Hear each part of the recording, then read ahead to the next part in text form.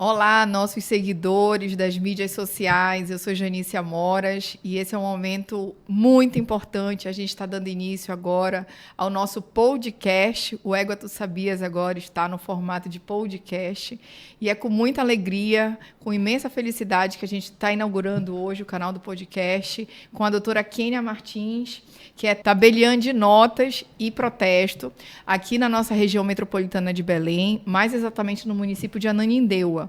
Então, a nossa ideia hoje é começar fazendo uma ideia, um panorama, traçando um panorama geral do que é cartório, como é que as coisas funcionam.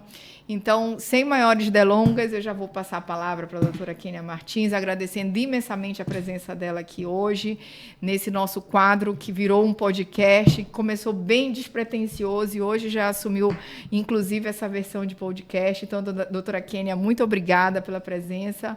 Bem-vinda. Bom, eu que agradeço o convite e sinto lisonjeada de contribuir para esse assunto que é de tanta dúvida de todos, né? E é uma honra estar aqui para poder esclarecer algumas dúvidas das pessoas em gerais, né? Perfeito. Então, vamos começar falando o seguinte, doutora. Uma pergunta muito comum das pessoas: para que serve cartório? E isso eu falo cartório de qualquer tipo, que a gente sabe que existem modalidades. Na sua opinião, para que serve um cartório? E como você falou, tem várias especialidades de cartórios, né? Então, a gente tem o registro civil, que faz casamentos, nascimentos, o óbito. Então, é um cartório que te acompanha desde o nascimento até o final da sua vida. É importante nos atos da vida, da cidadania. Temos o tabelionato de notas, que é o que eu atuo, né? Que a gente faz escrituras de compra e venda, doação, a parte de herança, né? Que a gente trabalha com inventários, autentica documentos, reconhece assinaturas e atas notariais. A gente autentica fatos também, né? Declara o que o tabelião está vendo ali, que está acontecendo, dá fé pública àquele acontecimento e a gente transmite uma segurança jurídica aos negócios realizados pelos particulares. Então, quando passa a negociação pelo tabelião, se entende que foi verificada a validade, né, dos negócios e que as partes estão contratando e fazendo um negócio válido, né? Eles não estão sendo passados para trás. Então, é de suma importância procurar um tabelião de notas quando você vai comprar um imóvel, quando você vai doar um imóvel, quando acontece uma morte na família, que tem que transmitir os bens através de inventário e outros mais, né? Perfeito. Então, a gente pode sintetizar dizendo que o cartório, em qualquer uma das suas especialidades, ele serve primordialmente para dar segurança jurídica. Exatamente. Não é isso, doutora? Então, isso é muito importante a gente passar para as pessoas. Então, o cartório não é um entrave, ele é algo para te ajudar, para ajudar a população. Então, por exemplo, num tabelionato de notas, que é onde a senhora trabalha normalmente, quais são os principais serviços que o tabelionato de notas, que a senhora, como tabeliã, pode oferecer para a população de Belém, Ananindeua, do estado do Pará como um todo? Esse serviço no que tange a compra e venda de imóveis, lavrar as escrituras públicas. A escritura é um documento que é necessário para se levar ao registro de imóveis, porque nós sabemos que para o direito de propriedade só se conclui com o registro da escritura. Mas a escritura é essencial para se fazer o registro. Então, quando você quer adquirir um imóvel, tem que fazer escritura e procurar um tabelionato de notas. Fora isso, reconhecer assinatura em contratos para dar validade, fazer uma ata notarial de algum uso capião, a famosa uso capião, né, que a gente um dos atos para se registrar uso capião, é a ata notarial que é feita no tabelionato de notas. testamentos, né? Tem muita gente que se preocupa aí com o fim da vida, para quem que vai deixar os bens. Então, procura um tabelião de sua confiança que ele vai saber orientar a melhor forma de você dividir o seu patrimônio entre os seus entes queridos, seus filhos, né? Também temos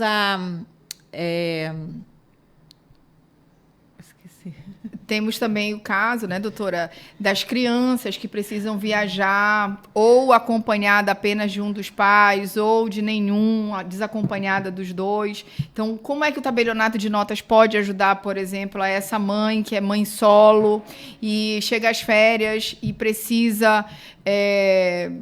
essa criança precisa viajar e ela não tem como acompanhar, nem ninguém da confiança dela. Como é que ela pode usar o tabelionato de notas para garantir que essa criança vai viajar tranquilamente sem sofrer nenhum problema, nenhum aborrecimento?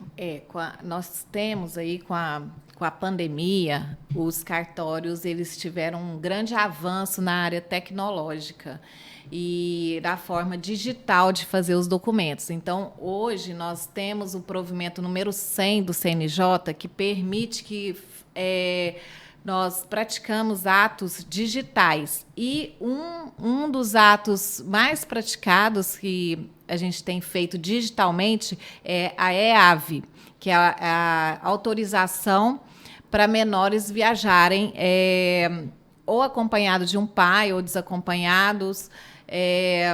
Você faz ela online e, através de videoconferência, o pai autoriza a criança a viajar e a gente dá esse documento digital através de um QR Code. É super simples, rápido e você faz de dentro de casa essa autorização de viagem. Então, veja que maravilha. Você pode, através de um aparelho de celular...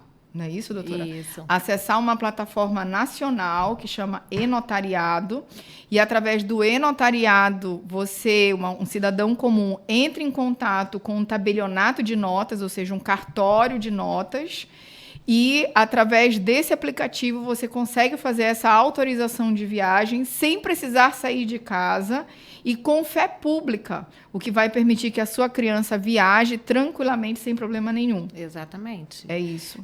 Além da EAV, nós conseguimos fazer todos os documentos do tabelionato de notas através dessa plataforma que é o e-notariado. Você pode assinar uma escritura digitalmente, pode fazer um testamento através de videoconferência, pode lavrar procurações, fazer procurações sem sair de casa, até estar viajando em outro país, precisa passar uma procuração. A gente faz através do e-notariado, dessa plataforma. Então, os cartórios, assim, eles acompanharam, né, o avanço tecnológico que estamos vivendo. Os cartórios não ficaram para trás. Estamos também garantindo a segurança jurídica através de técnicas digitais de documentação. Perfeito. Então, vejam como é importante a participação do cartório na vida das pessoas, né? Então, se você estiver doente, acamado, a tua vida não precisa parar. Você pode fazer uma procuração pública por meio desse aplicativo também, de dentro do hospital. Você pode fazer um testamento para estabelecer para quem você quer deixar os seus bens, no caso da sua ausência. Você pode falar, inclusive, né, doutora Kênia, tem um documento específico que chama testamento vital. Se você não concorda em receber doação de sangue, se você não concorda de fazer nenhum tipo de cirurgia, você pode estabelecer isso tudo por escrito. Se você quer que você seja cuidado pela pessoa X, Y, Z, então toda a sua vontade tem como ser respeitada por meio de um escrito, que chama escritura pública, que é feito num cartório de notas, por meio de um tabelião que tem fé pública. Então, a sua vontade passa a ser soberana e você tem como apresentá-la para qualquer pessoa. Exatamente. Inclusive, é esse tipo de testamento que chama disposições de últimas vontades. Você pode determinar ali no seu leito de morte como quer ser o seu funeral, como que você quer ser... como que quer tratar ali os seus últimos momentos, né? Acho que até a Preta Gil, acho que quase fez isso, né? Falando como que ela queria ter o funeral dela ali, parece que ela falou até num trio elétrico, né? Mas ela não documentou isso, né? Se ela tivesse documentado, feito um testamento, disposição de últimas vontades, talvez teria feito do jeito que ela queria, né? Que acabou sendo feito lá no teatro, né? Que foi uma disposição dela que ela fez, que eles conseguiram efetivar, né? Mas é importante, sim. Perfeito. E quando a gente fala desses instrumentos levando para a seara, né, para o âmbito do registro de imóveis, você percebe ainda mais a importância do tabelionato de notas, porque é o tabelionato de notas quem vai lavrar a escritura, ou seja, vai redigir a escritura pública. Esse documento passa a ter fé pública e ele é essencial para a validade do ato. Por quê? Primeiro, nós temos um artigo no Código Civil, que é o artigo 108, que diz que toda e qualquer transmissão de bens imóveis acima de 30 salários mínimos vigentes no país, obrigatoriamente tem que ser feita por meio de escritura pública. Então, é o tabelião que vai verificar toda a legalidade disso, vai exigir a apresentação de certidões, ou mesmo as partes podem dispensar essa apresentação, para depois esse documento ficar pronto e poder ser levado ao registro de imóveis competente por aquele imóvel para ser registrado. Porque é só com o registro que a pessoa efetivamente se tornará dona. No nosso país, só é dono quem registra.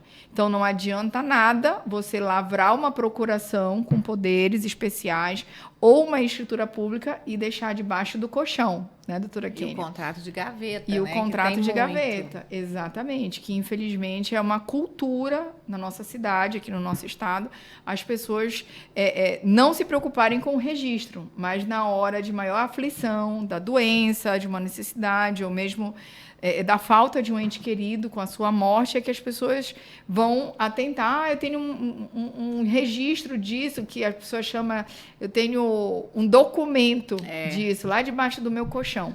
E aí as pessoas trazem, às vezes tem problemas, enfim. Então, o ideal é que sempre você formalize a sua vontade por meio de uma escritura pública, quando for o caso, né? E leve a registro imediatamente, né? E, doutora Kênia, falando um pouco mais da modernidade, a gente tem visto, tem novela falando agora sobre escritura pública de união estável e escritura pública de pacto pré-nupcial, ou seja, antinupcial, com algumas cláusulas especiais, né? Inclusive uma multa no caso de traição, ou um acréscimo a cada ano de casamento, se você completar. Como que funciona isso no cartório de tabelionato de notas?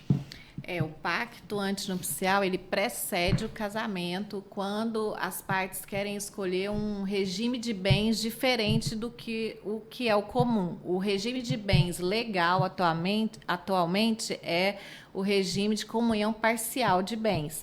Se as partes quiserem escolher um outro tipo de regime, que é o de separação total, ou da comunhão universal, ou até o de comunhão de aquestos, que é pouco usado aqui, né? Tem que se fazer o pacto antinupcial. Nesse pacto, a função primordial dele seria escolher o regime de bens, mas como toda escritura declaratória, você pode acrescentar o acordo de vontades que você pretende ali. Então, tá na mídia, né, essa questão de você colocar multa por traição. A gente já viu em outros casos, não sei se foi de jogador de futebol, que aproveitou esse pacto antinupcial para fazer essas disposições também. Como é um acordo de vontades, é perfeitamente cabível você fazer isso e escolher o regime de bens. Geralmente, no regime de separação total de bens, você vem com outras cláusulas, que a multa por causa de traição, se o bem, por exemplo, se adquirir um bem e colocar no nome dela ou dele, esse bem fica só no nome dela. fica só no nome dele. Isso tudo pode ser ajustado, tudo no pacto. Como que você quer fazer a divisão? Se as partes também já tiverem bens anteriores ao casamento e, por exemplo, quiser só aquele imóvel, eles aceitam que sejam partilhados, você pode colocar isso no pacto também. Olha, eu quero que meu regime seja de separação de bens, mas eu tenho um imóvel que não tem problema ser de nós dois. Então, a gente coloca isso no pacto também, porque é uma escritura declaratória, não deixa de ser uma declaração de ambas as partes. Então, eles podem, desde que seja o objeto lícito, né? Eles podem estipular qualquer acordo que eles fizerem no pacto antinupcial. Ótimo. Então, isso está muito agora em destaque, né? A gente já via isso antes, mas agora a gente está vendo realmente na realidade, as pessoas realmente despertando para isso, pensando em cláusulas, né, que digam respeito a esse casamento, a essa união estável, que seja para disciplinar, porque antes de tudo, a gente sempre ouve falar que o casamento é um negócio, né? Sim. Então, é um contrato, é um negócio. Então, você precisa pensar sobre isso. Tem o contrato de namoro também, e tem também, né? O contrato de namoro. Bora falar um pouquinho do contrato de namoro. Como é que funciona? O contrato de namoro a gente fez em junho, muito Dia dos Namorados, né? A gente faz, às vezes os namorados procuram, porque são namoros, às vezes, de longa data, 5 anos, e começa a dar uma preocupação nas partes, né? Olha, eu estou trabalhando, estou comprando imóvel, mas é só namorado, cada um mora na sua casa. Ou então, os que eu fiz, né, o contrato de namoro, eram de pessoas já vividas, já tinham tido suas famílias, se reencontraram, né, os filhos já casados e tudo, mas já tinham patrimônio. Ambos já tinham patrimônio, então eu queria preservar aquilo. Ó, a gente só quer namorar, a gente não quer casar, não quer viver junto, não quer a herança dela, ela não quer minha herança, a gente só quer aproveitar a vida, né? Chegou numa fase que eles já estão... Então, fiz o contrato de namoro desses senhores, né? E estipulando isso, que ninguém tem interesse em ser herdeiro e nem ter nada a ver. E tem acontecido isso com casais mais novos também, que com essa preocupação, entendeu? De não ter que dividir os bens enquanto estiver vivendo, porque às vezes tem namoros que a pessoa dorme na casa da outra, né? Então fica uma linha muito tênue com união estável. Uhum. E isso, às vezes, para um dos dois, né, incomoda um pouco. Então eles preferem deixar isso contratado, combinado, porque, como você falou, o casamento, a união entre duas pessoas é um negócio, né? É um contrato. Uhum. Então, se todos estabelecessem, procurassem um cartório antes, né, de acontecer as desavenças, teriam menos brigas, menos litígios nessa parte aí de separação, de divórcio, né? Daí a importância do planejamento, né, doutora? Que a gente vê muito assim, as pessoas primeiro se unem para depois, daqui a 10 anos, querer regulamentar essa união estável. Aí elas esquecem que durante esse período inicial já estava aplicando um regime de bens, que é o da comunhão parcial, e ainda que elas optem por outro regime, ele só vai ter validade dali para frente. Não que retroage. É a posição do STJ. Não vem então, para trás. Não retroage. Então, é importante você saber disso para você não ser pego de surpresa, né? Acho que isso é o mais importante.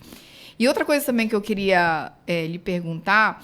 O seu cartório, em especial, ele tem, além da atribuição de tabelionato de notas, tem também registros de títulos e documentos.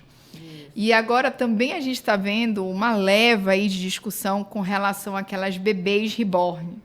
Né? Tem gente querendo levar para o SUS, tem gente querendo garantir plano de saúde, pensão alimentícia para bebê reborn.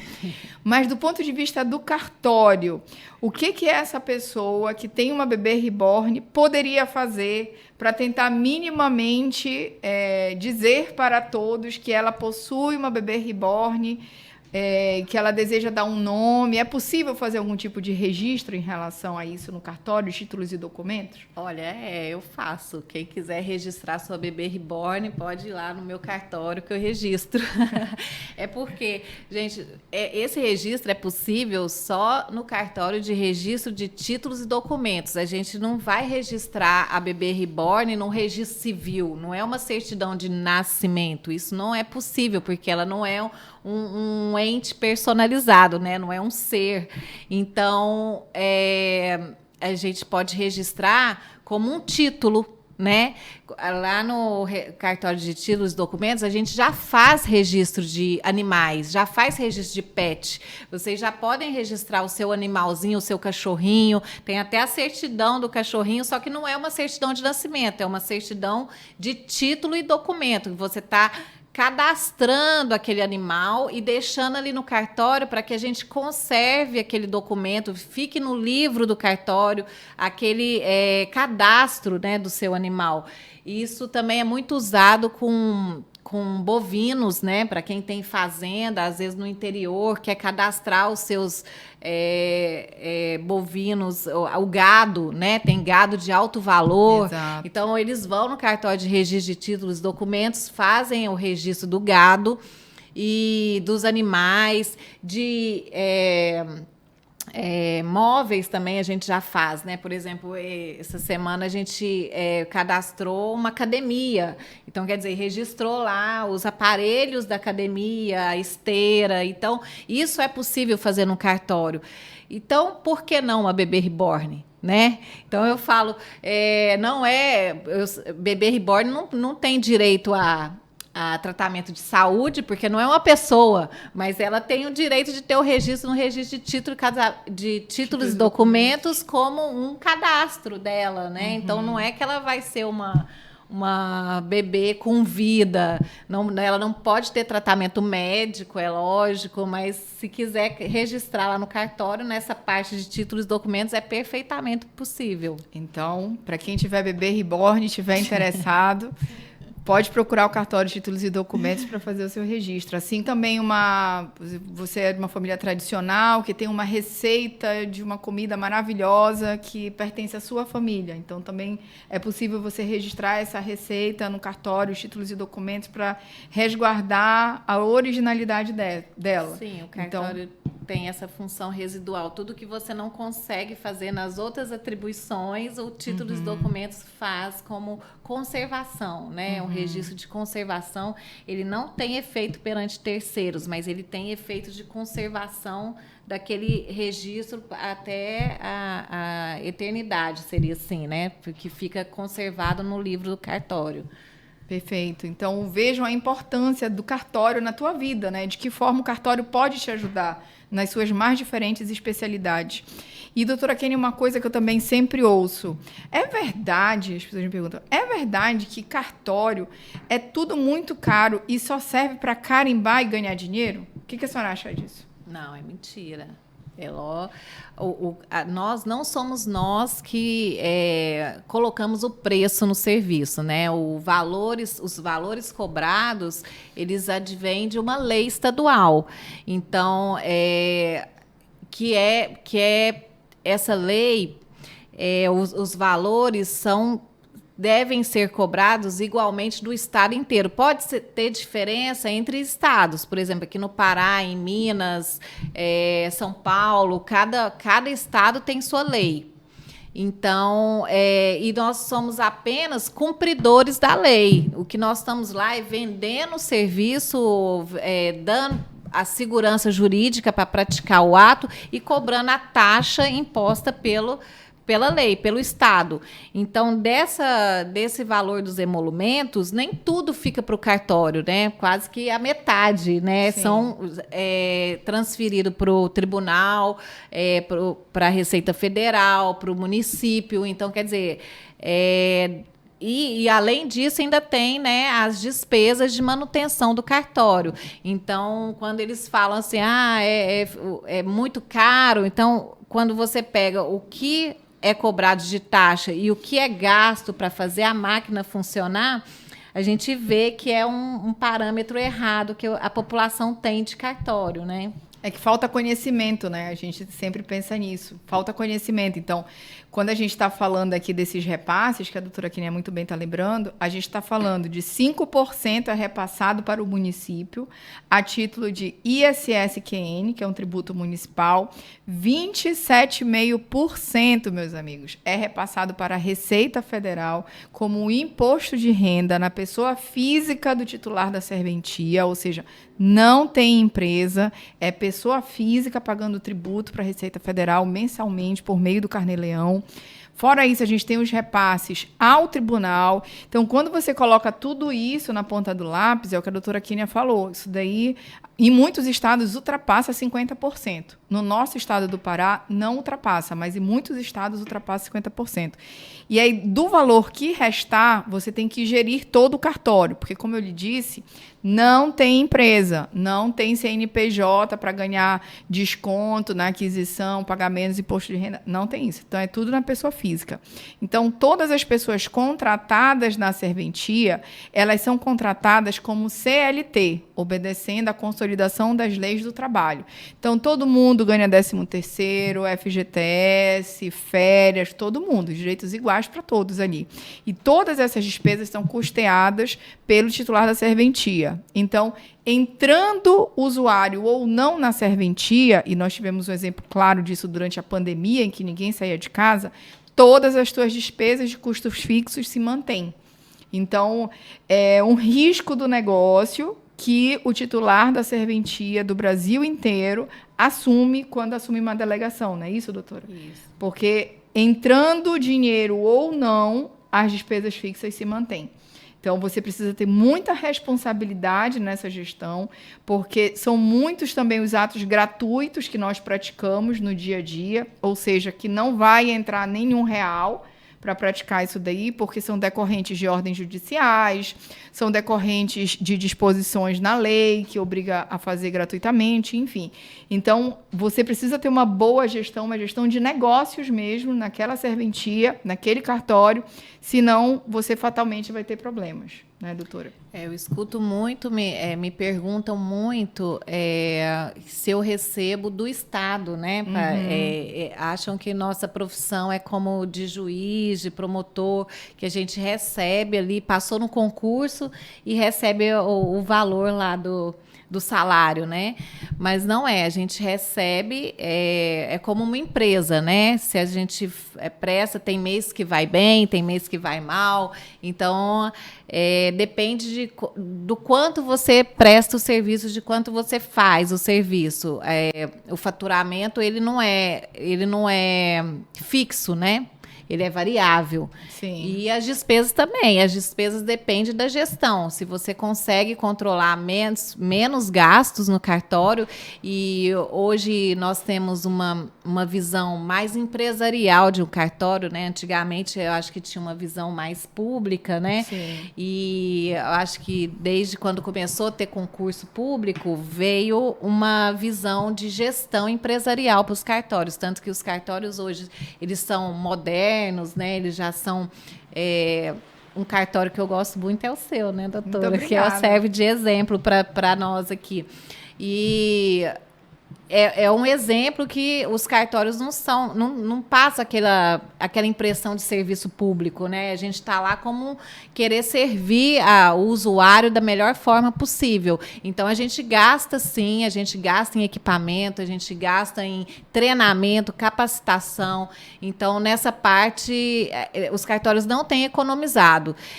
E isso eu posso falar porque eu conheço vários colegas que investem pesado na estrutura, né, no bom atendimento, e isso tira um pouco o lucro, que todo mundo pensa, nossa, ganha dinheiro demais, é só bater carimbo e está ganhando muito. Não, por trás ali, por aquilo que você está vendo, tem muito investimento atrás. Sim, e muitas horas de estudo, né, doutora? Muitas Porque horas. o nosso concurso hoje de cartório É, sem dúvida nenhuma, um dos 3 mais difíceis do Brasil, né? São muitas fases, a gente pode resumir a 5 fases, basicamente, e não é fácil, então você tem que abdicar de muita coisa, e concurso público é isso, tem que passar mesmo quem está mais preparado e o melhor qualificado, né? Porque é um serviço muito importante para a população, e eu sempre falo isso, cartório existe para ajudar a população.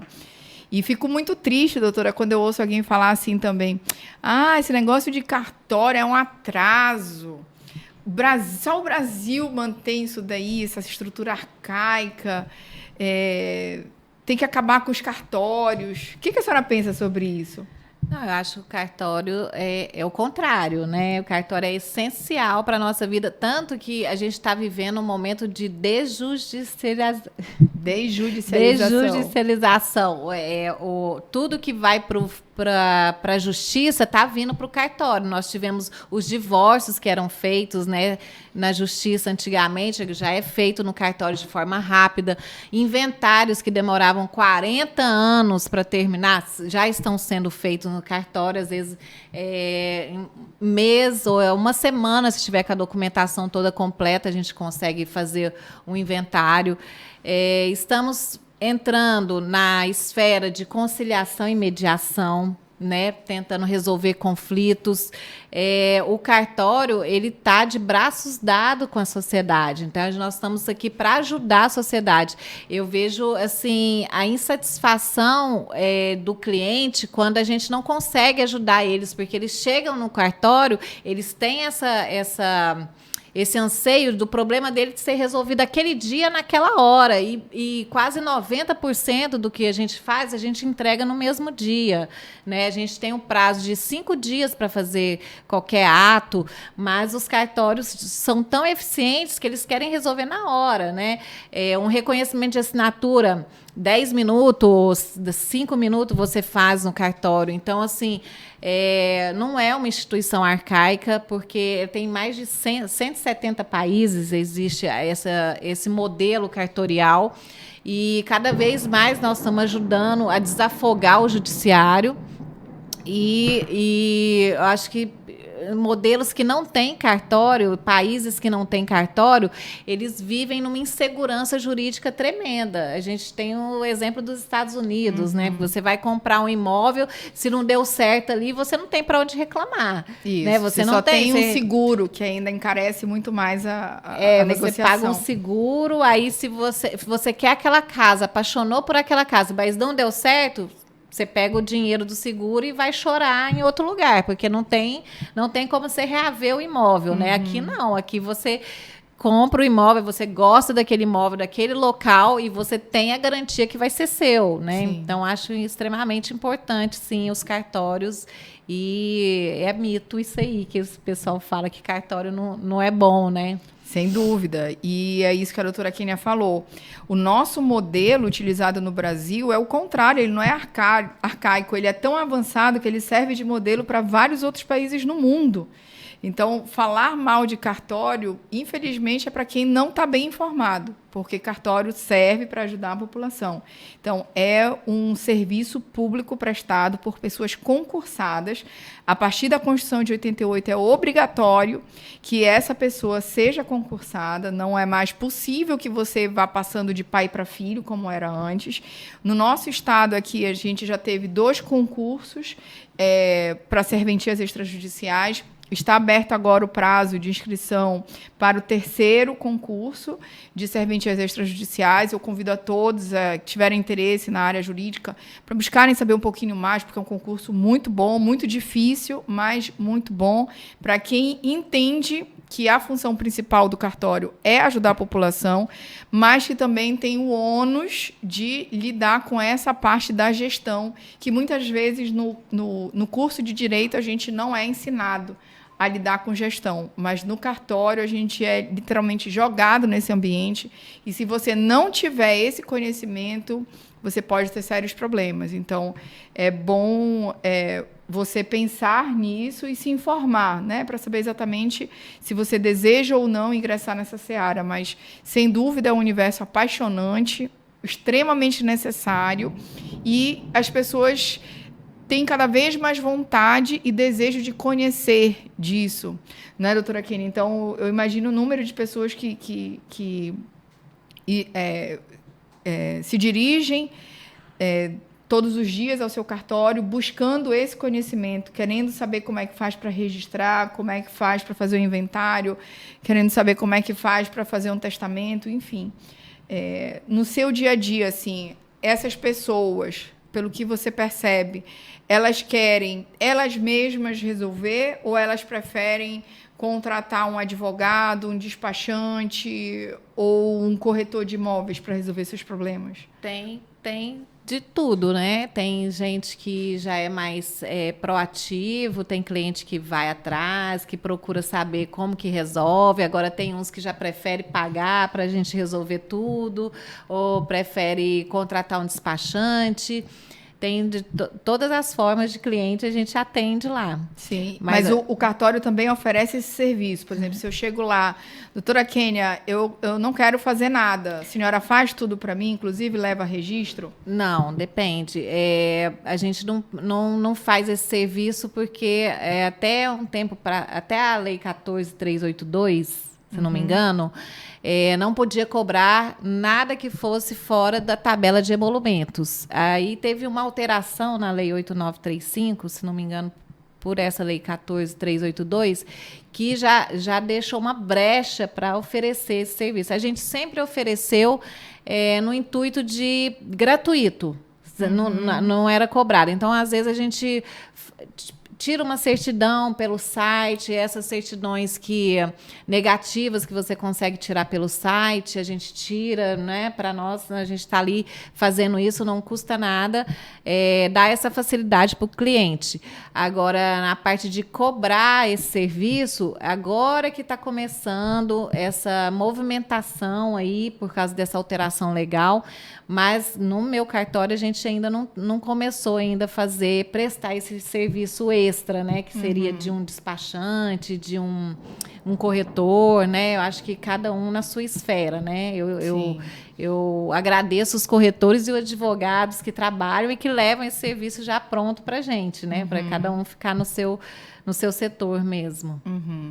Interessante, porque com a gente, no terceiro registro de imóveis de Belém, a gente faz pesquisa assim, diariamente sobre isso. Quem é o nosso usuário? Qual o perfil desse usuário? E a maioria das vezes, ou para não dizer sempre, a maior parte dessa pessoa que vai ao cartório é o usuário final. Então, a maioria são as próprias pessoas, a maioria desse perfil aí, desse usuário, a maior parte deles é composto, ou a maior parte é composta por pessoas que são usuários finais. Então, não é o corretor, não é o advogado, não é o despachante. A maior parte disso é o usuário final.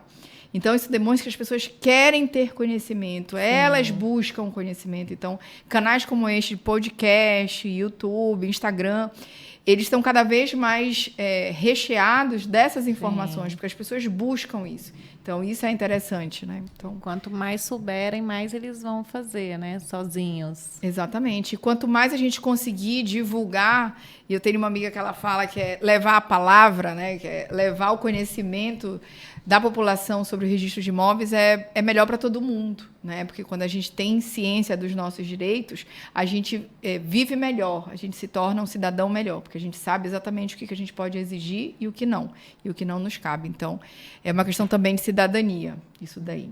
Então, gente, muito obrigada. Esse foi o nosso primeiro episódio. A gente agradece muito, novamente, a participação da doutora Kênia Martins. A gente vai voltar com outros temas em breve. E esse foi só o primeiro de muitos dentro da nossa estreia aqui do